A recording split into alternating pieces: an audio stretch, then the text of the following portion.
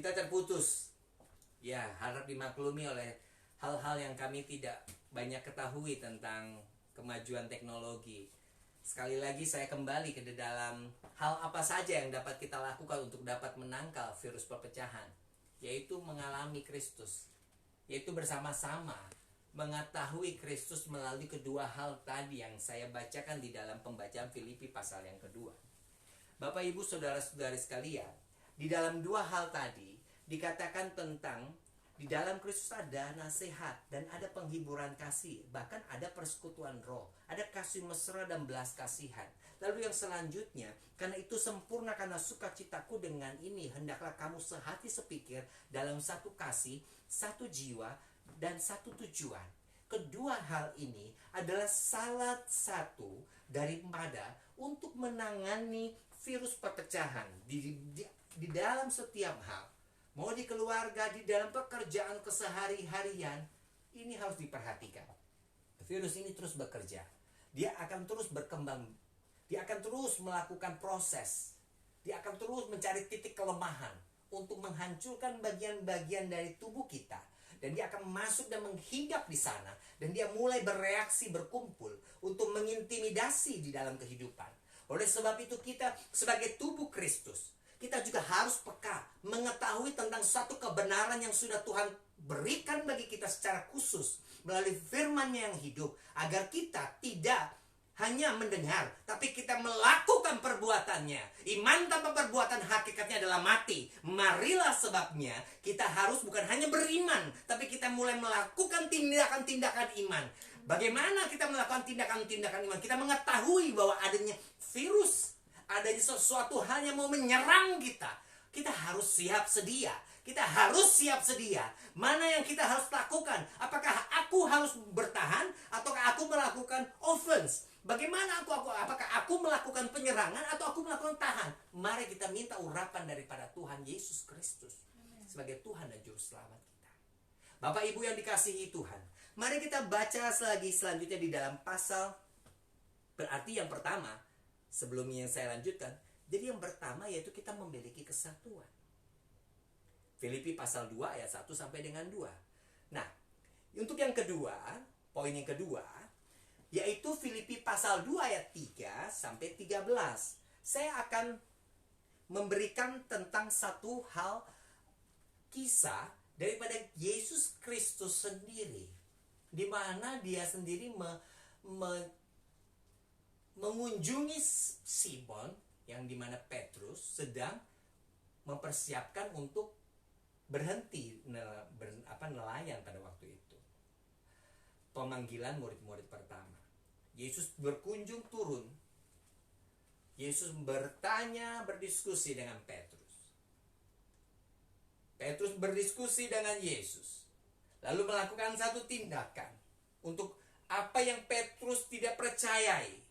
Apa yang Petrus rasakan, mana mungkin dalam keadaan sekarang yang dimana kami sepakat sehati, sejiwa bahwa laut di sini tidak lagi menghasilkan ikan yang ada, yang biasanya ada sekarang tidak ada, mana mungkin kami sudah sekata sedangkan nelayan-nelayan yang lain. Tapi Yesus berkata, firman berkata, mari kita bertolak, mari kita melakukan perjalanan, karena aku menyertaimu. Mulailah daripada ini mereka bertolak ke bagian tengah, yang dimana tebarkanlah jalamu.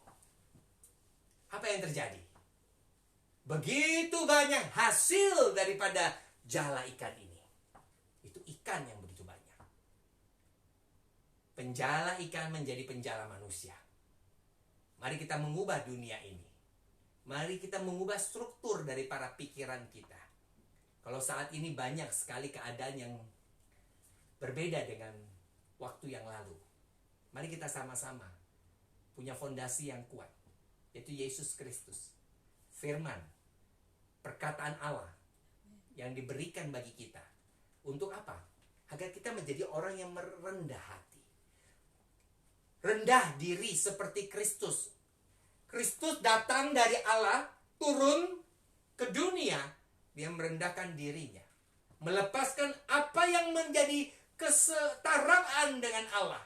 Apa yang menjadi keserupaan dengan Allah. Dia melepaskan itu semua untuk saudara dan saya, untuk memberikan pengampunan, untuk memperkenalkan kebenaran. Karena begitu besar kasih Allah kepada dunia ini, Dia anugerahkan putranya yang tunggal, Kristus Yesus, bagi saudara dan saya.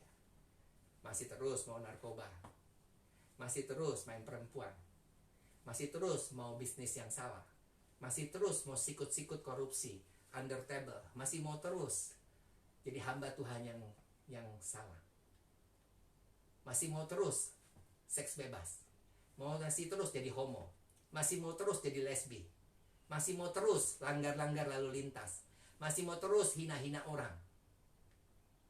Jangan. Itu virus. Itu virus yang kau biarkan akan terus menggerogoti tubuh. Oleh sebab itu hari ini belajar untuk rendah diri. Seperti Kristus, rendah diri berkata bahwa Dia melepaskan keutamaannya untuk kita. Kita melepaskan keutamaan jati diri kita dari zina, dari seks bebas, LGBT, semua HAM, penyembahan berhala, semua penghinaan, semua itu virus, semua dihilangkan. Di mana? Di Kristus. Itu bisa pecahkan rumah tangga, itu bisa pecahkan hidupmu, itu bisa menghancurkan kau. Lepaskan itu semua dalam nama Yesus Kristus. Amin. Itu adalah kunci. Rendahkan dirimu. Nah, yang terakhir, melakukan segala sesuatu dengan tulus. Hari ini kami kerjanya lumayan buru-buru mempersiapkan ini semua dalam keterbatasan yang kami miliki, semua media yang kami miliki.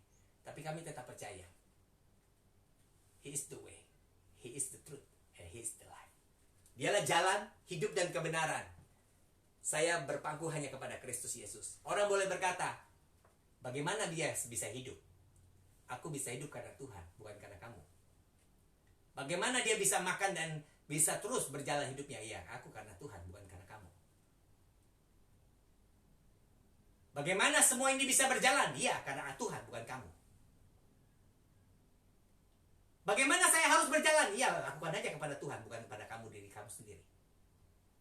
Karena Dia Allah yang bertanggung jawab. Dia Allah yang bertanggung jawab. Dia menciptakan, Dia bertanggung jawab. Dia memberikan teladan agar kita ikuti.